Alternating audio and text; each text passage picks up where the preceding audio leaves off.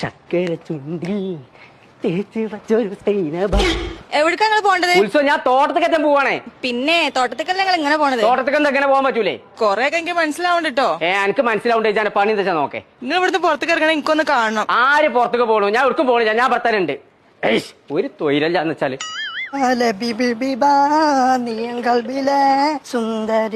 ഞാൻ പോ. ജിമ്മച്ചിനോട് വല്ലതും പറയുന്നോ?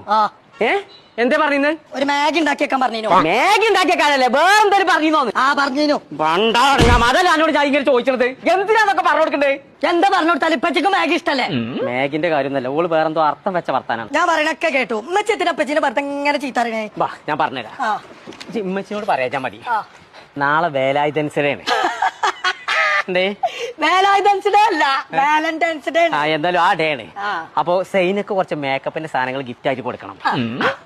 അപ്പൊ അതിന് വേണ്ടിട്ട് മാറ്റി ഒരുങ്ങി ഇറങ്ങിയാണ് ഞാൻ. അതിനെത്തിന് ഉമ്മച്ചി ചീത്തറിഞ്ഞേ?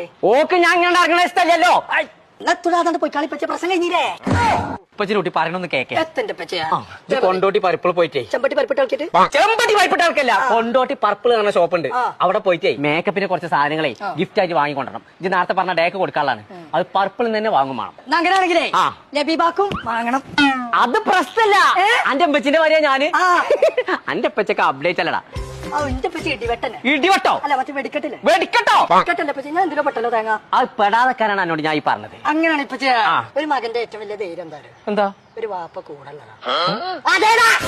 ഞാൻ കോയന്റെ മകനാ. ജിന്റെ മകനാന്നുള്ള പറയുള്ളൂ. എല്ലാവരും പറയണേക്കെ ഞാൻ പറഞ്ഞ കടിയിൽ പോയിക്കണ്ടേ. സൈനക്കുള്ളതും അന്റെ അമീബല്ലേ അതിനുള്ളതും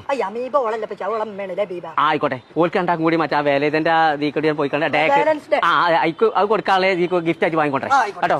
ഡ്രസ്സ് മാറ്റിക്കോ. കുൽസു അന്റെ അഞ്ചത്തിന്റെ പേരേക്ക് നമുക്ക് പോവാം. നോക്കിയിട്ട് കാര്യമില്ല. എനിക്ക് വേറെ കുട്ടി കൂടി വാങ്ങിക്കോളൂ. ഓക്കെ നമുക്ക് അടുത്ത കുറി വാങ്ങാം. ഇക്കുറി ഇങ്ങനെ പോട്ടെ. ഡ്രസ്സ് മാറ്റണില്ലേ?